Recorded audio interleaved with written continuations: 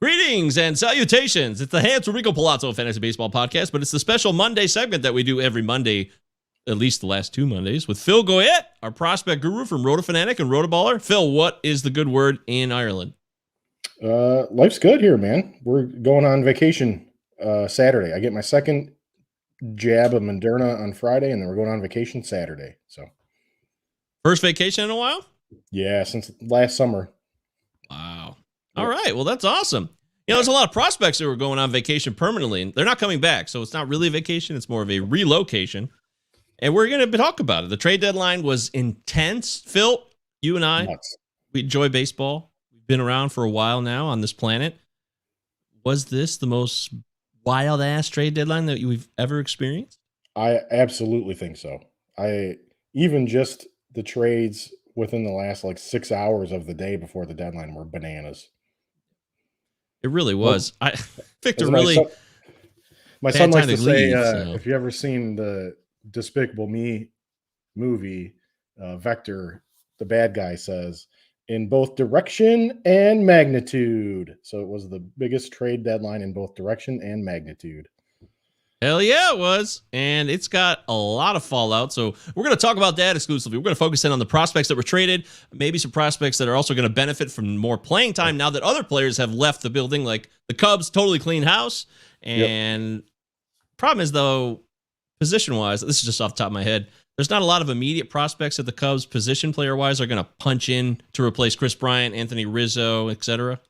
Yeah, I'm with you. Probably more next year, guys. So then you want to look at the AAA types or the Patrick Wisdom types that can get playing time now between now and the end of the year. Yeah, there's a lot of in between Patrick Wisdoms, the David Botes. I wish Nico Horner was healthy. This would be a great time for him to flourish. So too bad he got hurt again. Ian Happ, maybe Ian Happ gets hot again. Has he been hot yet? Has he even been hot once this year? I don't think so. It's been a disaster. What a disaster.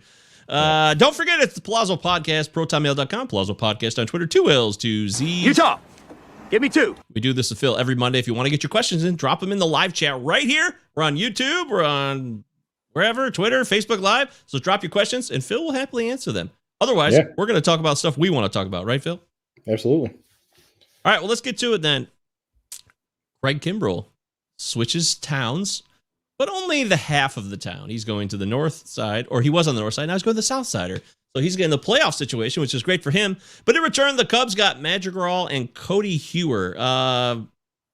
Nick Madrigal is always hurt. I feel like he's not built for the long haul.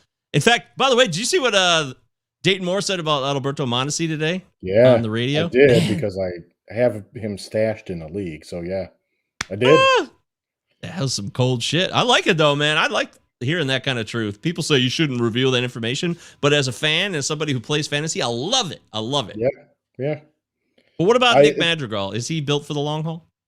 I think, the hamstring injury was just kind of just like a severe, unfortunate injury. He's trying to beat out a ground ball and basically shreds his hamstring in the process. Not too many that you see that require that surgery like that. So I think he'll be fine. He should bounce back from this hamstring injury okay. I think he'll be a regular second baseman for the Cubbies. I was actually a little surprised to see his name in the trade. I'm a White Sox fan myself. Lived on the south side of Chicago for about 10 years. So at the end of the day, I think it was a good trade by the White Sox. Just having his name in there kind of surprised me. Is this one of the bigger trades between the two teams in the Windy City that you can remember? Well, they traded Sammy Sosa to the Cubs. So that's true. That's the ultimate, pretty right? Large. Yeah. And there is a decent amount of traffic between the two clubs, which is kind of interesting, I guess. Quintana. So in the Quintana trade, we got back Eloy Jimenez and Dylan Cease. So wow, somehow, holy shit! Yeah, I forgot about that one entirely. Yeah. I think I was addicted to drugs then, though. So give me a pass. I'm clean now. I'm good. I feel much better. I'm more focused in. Although I took a bad time to take a trip to Georgia because it was absolutely the best, most intense, crazy trade deadline. I couldn't even keep up with it all. Yeah. Oh, man. But hey, that's what we got Phil here to talk about it live. Make sure you're following Phil on Twitter at Phil of Sports, his Rotoballer work, and of course his work with Rotofanatic, which me and Phil work together at. And would you rather have Nico Horner or Nick Madrigal in Dynasty? I think it's still Madrigal for me. I had him ranked ahead of Horner in that first-year player draft class. I think just what should be elite batting average alone is enough of a difference between the two. Although Horner should have a good batting average as well. And I've always thought Madrigal was going to steal more bases than he has. He's barely run much at the major league level, which is interesting. So right now it's Madrigal, but I guess it's pretty close. They're awfully similar profiles.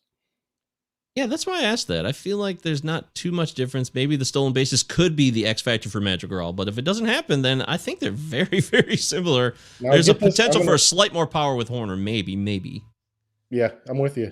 I'm going to lift something that I saw in a Reddit comment to one of my articles.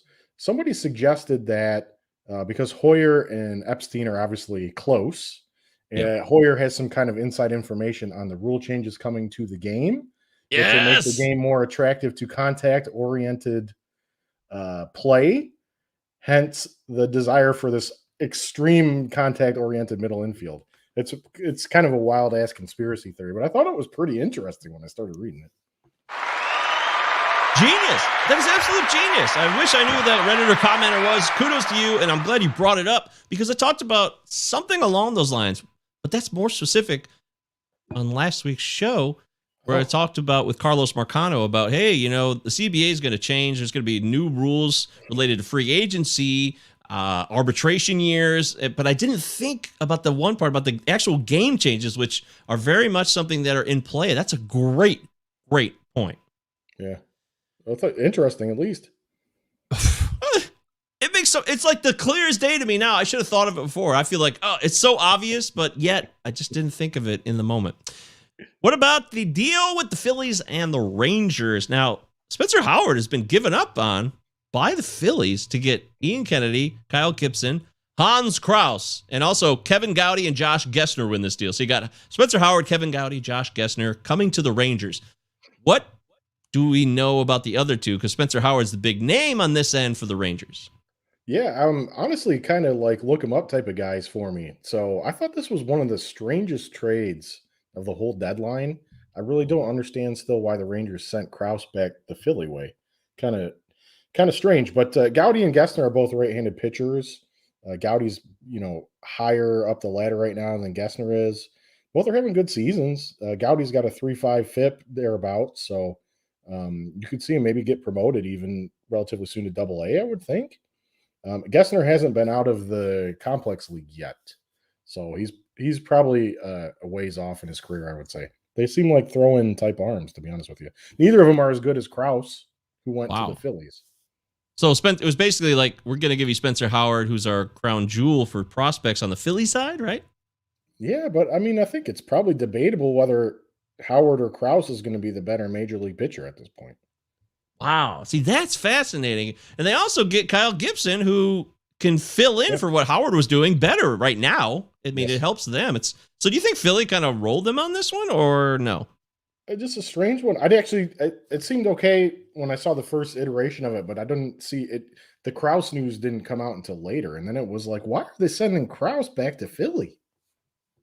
Man, that's fascinating. Spencer Howard in Texas now. Do you think this benefits him in any way in terms of the ballpark and playing down in Texas now and getting out of the Philly park? That's a good point. Yeah, I didn't think about that. Yeah, no, that's a great point. It's way more. That park's way more pitcher friendly. The new one with the roof on it. I don't know if they have a humidor there or not. Oh yeah, well that's what our buddy Crosby says. They very much do, based on his research. So there's some funky stuff going on there. Hitting is not. I mean, Joey Gallo's had a nice season there. He's gone now, of course. We'll talk about that too. But pitching is this will be a good place to pitch, I think, in the next 5 years. That's what I predict, but I don't know that for sure yet. Yeah, I mean, Howard's issue is he's got to stretch out. He just doesn't have the endurance to hold his velocity more than a couple innings and outings. That's why the Phillies haven't thrown him more than a couple innings when he's pitched, because it's an ongoing issue with him. He just can't keep the velocity up. We're talking live with Phil Goyette here. We're talking prospects. We do it every Monday at 5 p.m. Eastern time right here live. Sub the channel, sub the channel. Follow Phil, follow me, blah, blah, blah. MJ Govier. This is not about me, though. This is about prospects. It's about getting Phil's picking his brain, which sounds gross. If you think about picking a brain, it sounds very literal and kind of weird. But That Hey, is pretty gross. it's almost as gross as Kentucky Fried Chicken. Hey, Javi Baez is a Met now. He hit a home run over the weekend too. That was fun. Yeah. For Pete Crow Armstrong. Now he's a Yeah. first rounder, but he's out for the year. What do you make of this deal? I mean, Javi Baez, they sold low here a little bit, or does that mean that I don't know as much about Pete Crow Armstrong? Yeah, he's a first round pick and probably a first round talent. One interesting fact about Pete Crow Armstrong, he's from California, and his mother is an actress who played the mother in the film Little Big League, which you're probably familiar with if you're of my generation. Sure. That's Pete Crow Armstrong's mom, is the mom in that movie. Shit. Yeah. So prospect wise, I think he's a very good, especially real life prospect. Very good defense in center field, speed, makes contact, takes walks. The question is whether the power is going to develop or not. If it does, then you've got a 5-tool type of contributor. Even if it doesn't, he should be a guy that is an MLB regular. So I don't know that I don't think I think it was a pretty decent return for the Cubs. The Mets seem to be addicted to trading away their first round draft picks or not signing them. Jared So Kelnick reporting. No Kelnick, no PCA, no Kamar Rocker now. So, but they get two next year. They get 2 next year to give away. So, yeah, we'll see how that goes. Knowing their track record, I would not expect much. Again, this fills into the point you just made about Jed Hoyer. Wouldn't PCA fit again? This kind of speedster, good defender, not necessarily a power or a true outcome guy, true outcome guy. Yeah, he's really the opposite. Yep. No, I didn't think of that. That's a great point. Yeah, he seems to be a similar mold. And then he's got really good upside too, because he's still young, athletic. He injured his shoulder, underwent shoulder surgery, so he's out for the year this year. But he played a few games at the start of the year and looked really good before he got hurt. If you're not reading Phil's stuff, you're missing out, because Phil writes gems like this. Lane Thomas was traded to the Nets for John Lester from the Cardinals there. Blessed with the name fitting of a furniture warehouse or plus-sized women's clothing boutique, Lane Thomas is a 25-year-old outfielder who never quite caught on with the Cardinals. You still think there's a hope in this bat? I mean, he's only 25, so he's not left for dead, but he's certainly a little more advanced, and I feel like I've heard his name for the last couple of years. Yeah, and he's a guy that back at Baseball Farm popped up on our statistical rankings a couple years back because he had a great season. So I think he can hit, and maybe this gives him a shot to get the playing time to figure it out at the MLB level. And these Cardinals, as we know, these Cardinals hitters with a change of scenery sometimes take off. So the Cardinals always have players, man. That system. They are really good. Yeah, I completely agree. Sometimes I don't think they get enough credit because we just take it for granted, but you're right about that for sure. Trade half of them away, but that's what they do. They traded Randy Rosarino away because they could. Yeah. Right. Yeah. Andrew Haney went to the New York Yankees. I also read an interesting comment from Sarah saying working with the new pitching coach over there could maybe unlock some of Haney's potential, which we're still yet to see. So dominant at times and then just awful at other times. But I'm more concerned about Jansen Junk, who's not really that much to crow about, but Elvis Peguero looks like a potential dominant reliever. Yeah, I think. I mean, he's been solid. It's not a huge return for Haney, I don't think. So I think Junk's probably a reliever as well, ultimately. Yeah, you say he's got a 1.78 ERA in Double-A, but that's kind of shrouded in mystery and smoke and mirrors. Yeah, yep. The peripheral stats are more like a 4 ERA, I believe. So if you're looking at either of them, Peguero's maybe the guy to keep your eye on as far as future relief potential as he moves up the ladder with the Angels. The Cubs got Anderson Espinoza. Now, this is someone I have on my Dynasty team. He's been sitting down there in the minors, down in my minor spot for a while. I was hoping that things would come together for him. He's still very, very early in his career. It's not like he's 26 years old, right? So what do we make of Anderson Espinoza this time now that he's a Cub? You got to keep holding him if you've held him all that time. And you got to love his makeup that he's still out there trying to pitch, given everything he's been through. 2 Tommy John surgeries. So I think he didn't pitch for like 3 years. the talent before he got hurt, he was like a premier pitching talent in the minors. So who knows? Maybe the Cubs can work with him and make it happen. I'm definitely rooting for him for that to happen for sure. That would be cool. These things go on. Long shots become longer long shots. But baseball is riddled with great stories about people who powered through and you left them for dead. And then they came back and had a great season, or at least they were like a piece of a team that was a playoff team or something like that. So I like that. I like that vibe here. That's why we have Phil on. The fact that he's pitching at all is amazing still. That is true. Really? We say it, Tommy John. We say it out loud. But to have two of them, we don't think about the mental health impact of that. It's so devastating to your confidence and to your hopes, and to have to go through a lot of rehab again and again. That is tedious, time-consuming work that is exhausting. It's a really good point. Oh, man, so many other trades to get to. What about Yan Gomes and Josh Harrison go to the A's? Washington gets Drew Millas, Richard Gauch. That's a cool name. Seth Schumann. Any of these prospects in return of note for the Nats? They three prospects who had good seasons this year and were kind of seen as rising in the Oakland system, I think. Millis is known for his defense. He's supposed to be a very strong defender. The Nats added like 5 catchers at the trade deadline, prospect catchers. So I don't know where they're all going to fit in, but Millis is definitely a guy that could carry an MLB glove, and then offensively he's had a good season. Of the pitchers, I really like Schumann. He started all year. His K to walk ratio is over 20%. Watched some film on him, and his delivery is super quiet, and he's very well balanced on the mound. And also, by all accounts, the Athletics really liked him too. So he'd be my guy to watch. I think it's a pretty good return for Yan Gomes and Harrison. You know what I mean? The spare parts. Well, the Athletics, Jasper, what's up? Good to see you, buddy. Jasper's back in his house. Hey, Jasper. The Athletics have so many. They could spare catchers, I felt like, because you got Sean Murphy and then you got Tyler Soderstrom, right? So they're like, yeah, we can spare this guy. That makes sense. And they always seem to have one, too. They always bring him out. Yeah, Athletics farm is always a solid farm. It's really good. It doesn't always have the most elite super prospect, but it's riddled with a lot of talent usually, right? Is that fair to say? Yeah, absolutely. Yeah. I agree with you. Peyton Banfield is now a part of the Cleveland Guardians. The Cleveland Guardians now.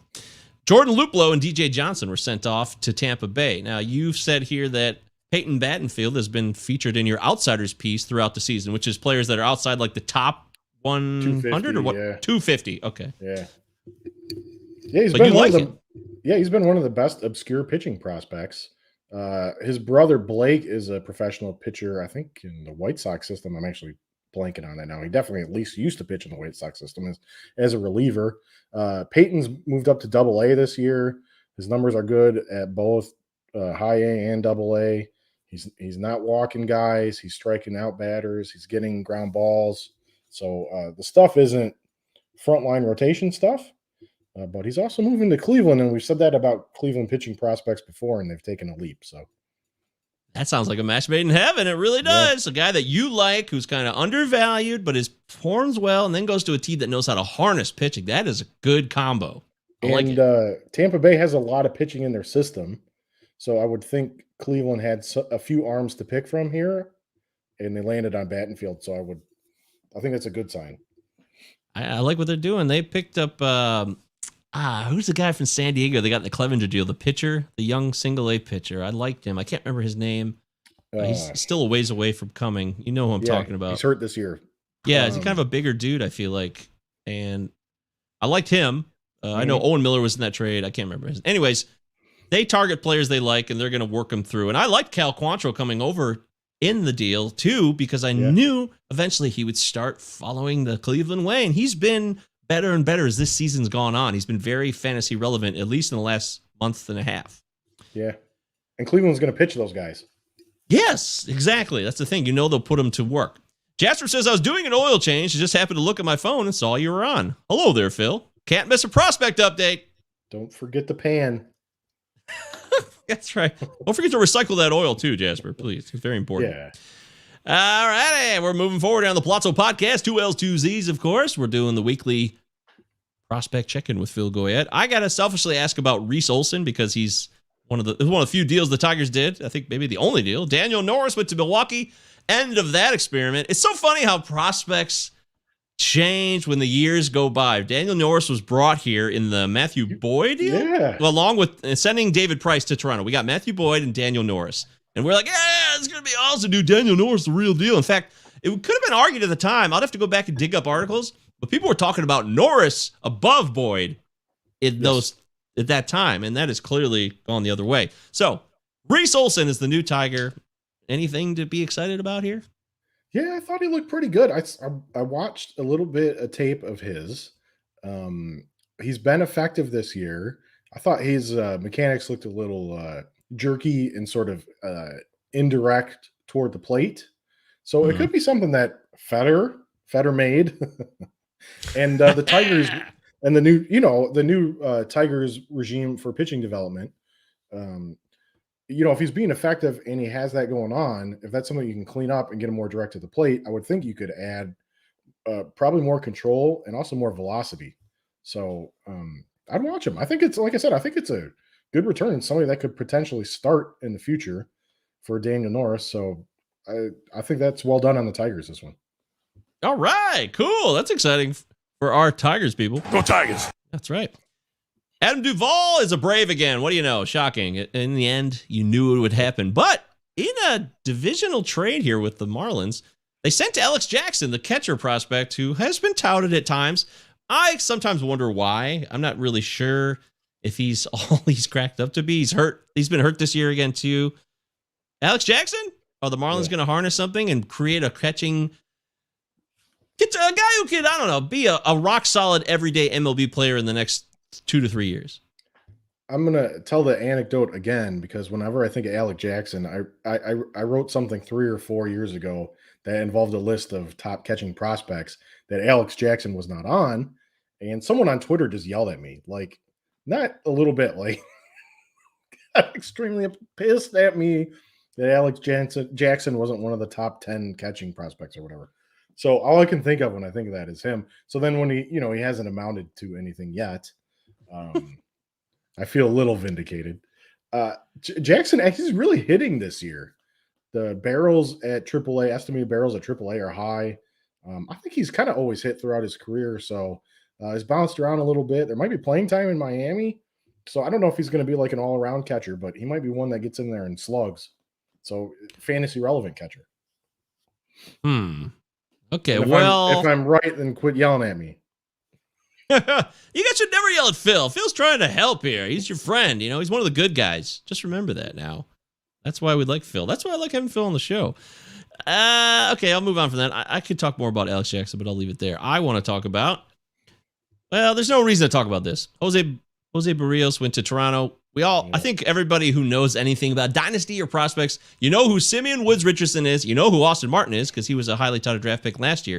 Yep. So that's a great haul. I think it was one of the standout trades in the deadline because people said, whoa, look at the haul the Twins got.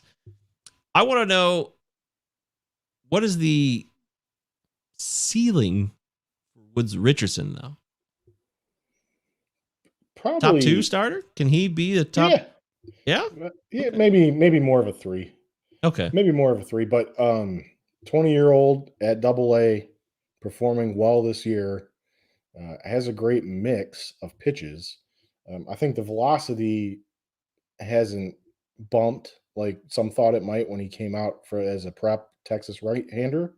So if he gets that velocity bump, I think that's sort of what you're waiting on to see if he can be like a number 2. But 3 or 4, absolutely.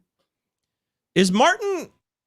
He was a high draft pick for them, but is he more of a utility guy, at least in the short term when he comes up to the majors for the Twins? Yeah, or the forever. I'll use another anecdote. I've used already. I'm getting repetitive. The Twins now have 2 Royce Lewises. So he reminds me a lot of Royce Lewis, who oh god, maybe is not an everyday shortstop. So they're trying to figure out different spots. Toronto's doing the same thing. He could probably handle center field or third base or second base. Runs some, but not enough to be a fantasy stud. Has some power, but not enough to be a fantasy stud. So he might be more of like a player you look at in the $10 to $20 range, which isn't bad, but it's not the kind of guy that wins you a league. Who do you like better from last year's draft, Nick Gonzalez or Austin Martin? I would rather take a chance at Nick Gonzalez that the power is real. Okay. Cool. I guess we could cover this. I'm trying to avoid the biggest trades, but we got to cover because people want to know about Keibert Ruiz, Josiah Gray, Gerardo Carrillo, Donovan Casey, all sent to the Nats for Scherzer and Trey Turner. Who's the best prospect of all of these prospects here in this deal? Well, that's a good question. Just today. You could say 5 years from now, too, if you want. I don't care. Yeah, I think Josiah Gray is going to be my pick out of the group to have the best next 5 years in the MLB for the Nats. He's already up with the club. I don't know if he's pitched yet. I haven't looked today. He did. But with the Nats? Oh, yeah. Yeah. If he's started yet for the Nats. I know he pitched for the Dodgers. But he's a guy that could be holding down a rotation spot for him for the next 5 years. Really like his stuff. Really like him as a player. He was converted pitcher, so he hasn't pitched for a long time. Even his style of pitching has changed just since he's been drafted. So I think he's the kind of guy that'll learn and change and do what he needs to do to be successful. Jasper wants to know real quick. Kyle Lewis worth a flyer in 2022? Yeah, I assume the Mariners outfielder? That outfield's getting crammed, number one. The only thing with Lewis, too, is just the injury history. And then to re-experience a knee problem, right, like he's had this year, you get nervous. Yeah, he's another guy that's amazing. He even made it to the MLB with the injury he suffered, let alone be as good as he was. So, yeah, that was a catastrophic knee injury a couple of years ago. Yeah, that's a good point. They thought he wasn't going to play again, maybe. So that's why I was hesitant when he first came up in the fall of 2019. I think it was the year before he won Rhodey last year. So yeah, and then I was impressed by that. Hit the piss out of the ball. Then he did. Yeah, he definitely flashed something hardcore. But everybody knows about Keibert Ruiz and Josiah Gray. What about these other two? Are these throw-ins or are they projects? That's it. Casey is just kind of like a journeyman catcher prospect. Carrillo had a strong season about 2 years ago. Really strong season, actually, like a pop-up kind of on the radar season. So there could be something there. There could be something with him. The Nats needed pitching depth in their minors. They were all kinds of depth in their minors, actually probably hitting more than pitching, but they're depleted. So even if he develops into a reliever, that's a win for the org. So the whole return still feels pretty light for what they gave up. I think that's what happens when you have a decades-long quest for playoffs. You're at playoffs every year, you never win. They finally win in 2019, and then you're left with a bare cupboard. That makes sense. Yeah, like the Kenny Williams White Sox.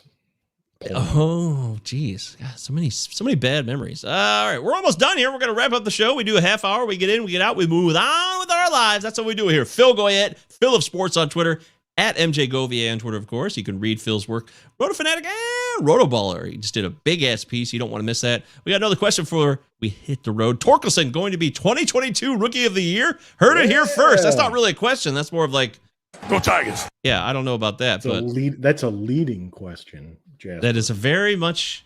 Wouldn't you agree? You're saying something dumb, in my opinion, here, Jasper. I love you, Jasper. You know that. We're buddies. I hope you don't take offense. Maybe dumb's strong word, but I feel like you're going a bit ahead of yourself here because the CBA could change so much that we have no idea what the structure of his playing time will be. And if there's a lockout, that has nothing to do with a possible lockout or strike as well. So I love it. I would love to see it. But I think there's a lot of variables going on right now that we got to be like, whoa, what? We have no idea what to expect next year, which is, kind of depressing. But hey, it's still exciting too. It's kind of like the unknown. I can't wait to see what the changes will be. I'm kind of looking forward to it once all the bullshit goes down where they fight and hate each other. Maybe we get a CBA where there's no reason to keep Torkelson down when he's ready to play. That would be ideal. So. Fantasy land, but I would love a fight that gets that done. I support it completely. Absolutely. All right, so we tried to cover as many trades as we could. Was there anybody I didn't talk about that you want to talk about real quick before we leave? Let me just spin up a random player that I really liked here. How about Austin Shenton went from the Mariners to the Rays, and the trade that surprised people that Diego Castillo went to the Mariners. to replace Kendall Graveman, basically. Shenton has been fantastic by estimated barrels and estimated ex-WOBA this year. He's like a corner infield type profile that the Rays are always grabbing. And I would not be shocked to see the Rays make something out of him. All right. Well, you heard it here first. Phil's always on this stuff. Jasper says it's all good. Go Sox, go. Yeah, he's your fellow White Sox fan here. That's weird. So, yeah, we talked about Shane Baz last week. Yeah. Phil loves Shane Baz. So pitched this morning for Team USA. Oh, did he? Yeah, I think he made it 2 innings before they lifted him. Tough game. Oh, okay. Japan, I tell you what, if you like baseball prospects, watch the Japanese team in the Olympics. They've got some fantastic players. This one reliever, I think Senga is his name, that came in today. He's a starter, but he pitched in relief today. He was like 97, 98 miles an hour, and he throws a pitch called a ghost forkball, which if you can see the Pitcher Ninja clip of this pitch, it's just disgusting. It's like a split finger knuckler almost. I don't know how else to describe it. Oh, doctor, that sounds awesome. All right. Well, check that out. And make sure you check out Phil's work. Phil of Sports, MJ Govier. We'll be back next Monday, 5 p.m. Eastern time, most likely, talking prospects again. We'll try to do this the rest of the season. If you guys have questions ahead of time, I tell you before, I'll tell you again. DM either one of us. Email the show, PaloozaPodcast or protonmail.com, or join the live stream and just drop in questions like Jasper was doing. That's how it's done. So let it be written. So let it be done. Phil, thank you again. It's been a pleasure, my friend. Thanks, Michael.